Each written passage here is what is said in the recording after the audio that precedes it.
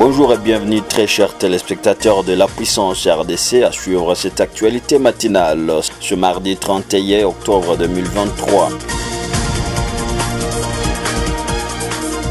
La situation sur la ligne de front ce matin se porte calme dans les territoires de Rutshuru et une partie de Nyiragongo au nord de la ville de Goma en province Nord Kivu.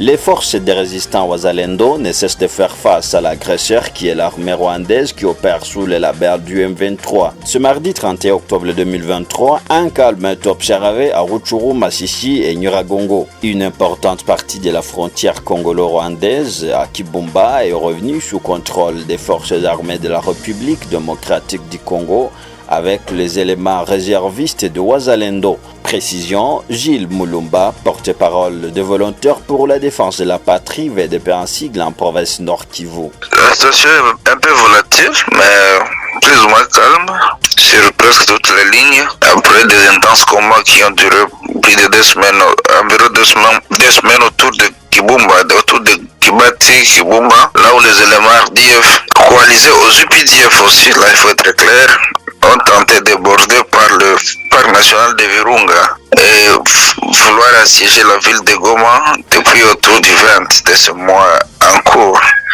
Ils ont fait face à nous en profondeur du parc, ils ont fait appel à plusieurs renforts continus et jusqu'à maintenant ils ne savent pas progresser d'un seul centimètre. Quant à la situation dans les Rutshuru profonds, elle est relativement calme jusque-là, mais on a toujours observé des renforts de la part de l'ennemi. Et nous on pense que étant agresseurs, ils n'ont pas de chance de gagner cette guerre, ils vont toujours périr sur le sol congolais. On tire entre le Congo et le Rwanda, elle est plus ou moins longue depuis Goma jusqu'à Bunagana, elle est plus ou moins longue de 80 km si je peux dire ça.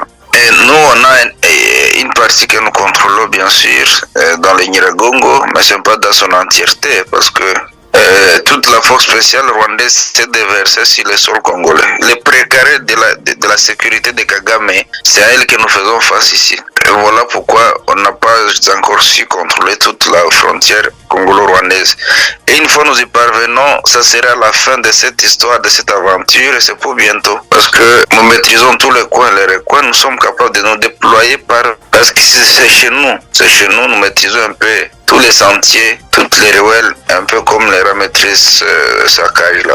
Les affrontements ont eu lieu la journée du lundi 30 octobre 2023 dans la commune rurale de Kibumba, en territoire de Nyiragongo, dans le cadre d'observer la mesure de cessez-le-feu aux côtés des forces armées de la République démocratique du Congo.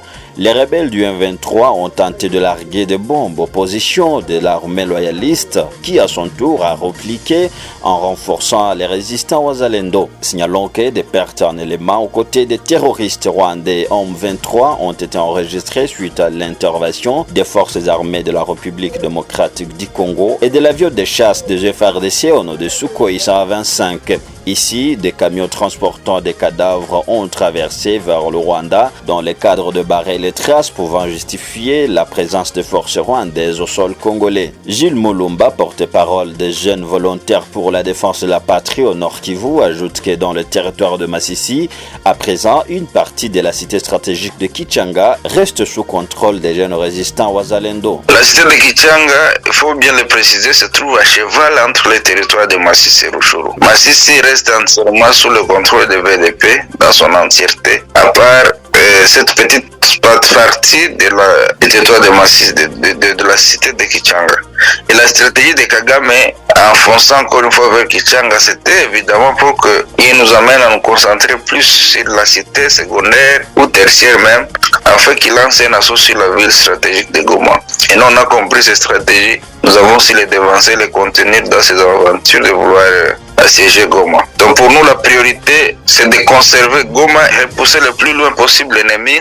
À Kichanga ça ira de soi, parce que tous les renforts que les Rwandais envoient à Kichanga et partout ailleurs passent par cette route nationale numéro 2. Et donc si Goma était assiégé, ça signifierait que c'est toute la province qui tombait. Voilà pourquoi on a beaucoup plus concentrer nos efforts pour la protection de la ville de Goma et nous rassurer que l'ennemi n'avance pas d'un seul centimètre, mais plutôt les repousser et d'où il est venu. Fin de cette actualité matinale, merci à vous de l'avoir suivi.